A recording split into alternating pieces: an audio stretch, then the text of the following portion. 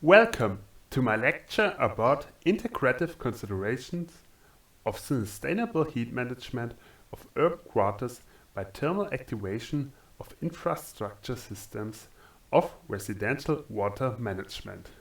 Our goal is to develop a self-sufficient urban quarter with the help of thermally activated sewers.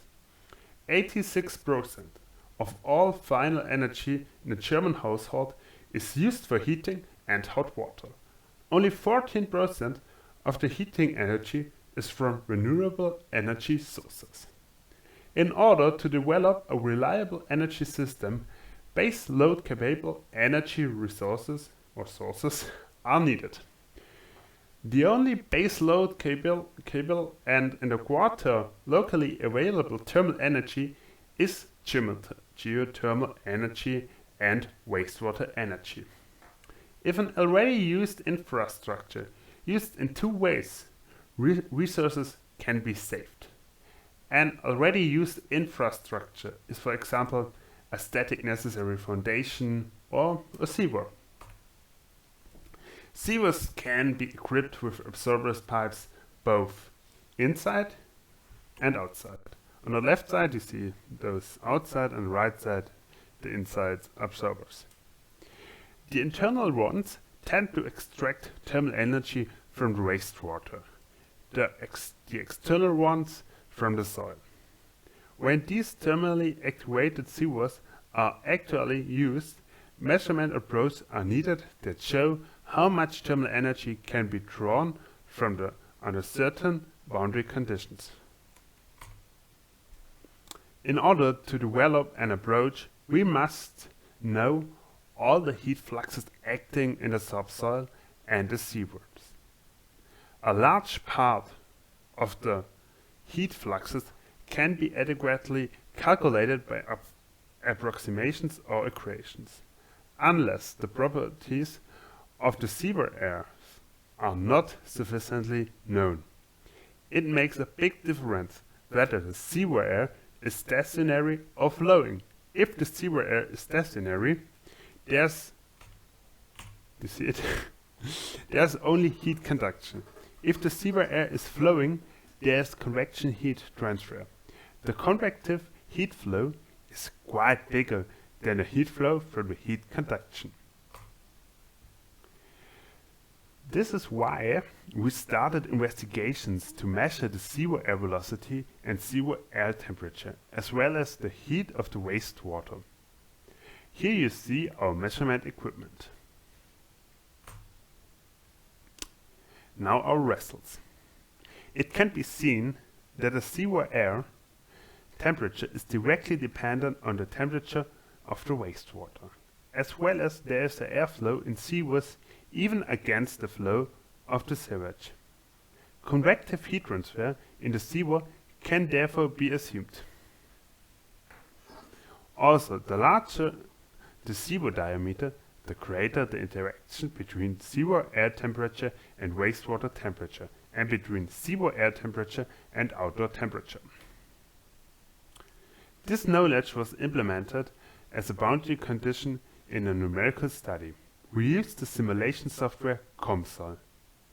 It showed that up to 133 watt per square meter of thermal energy can be extracted from the wastewater, for cooling even 830 watt per square meter. The upper limit and the lower limit of the flow temperature results from the German regulation on thermal pollution of the substrate.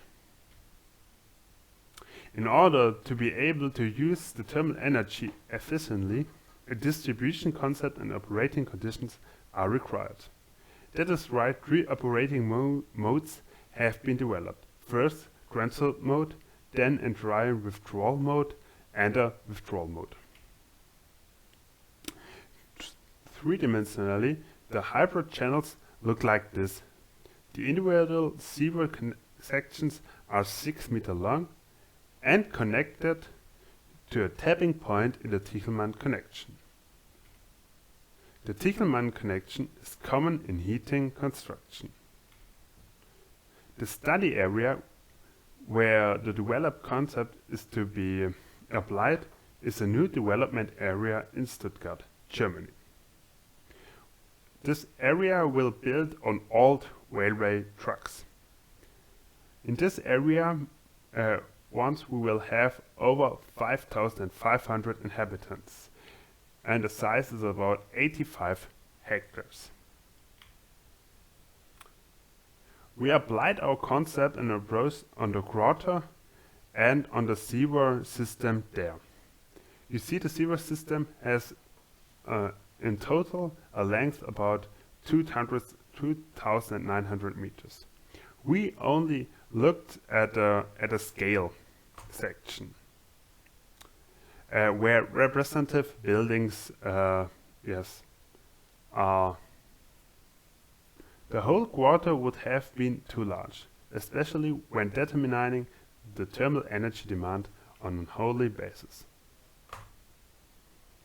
An annual energy demand of about 1,000 megawatt hours was calculated during the energy evaluation of the scaling area.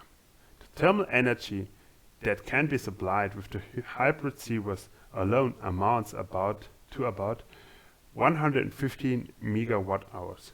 Therefore, between 10 and 15% of the total thermal energy of the scaling area can be supplied with the thermal energy of the sewers.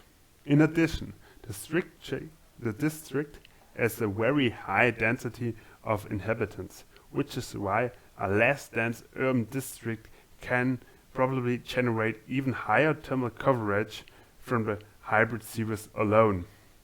More inhabitants means a bigger energy demand.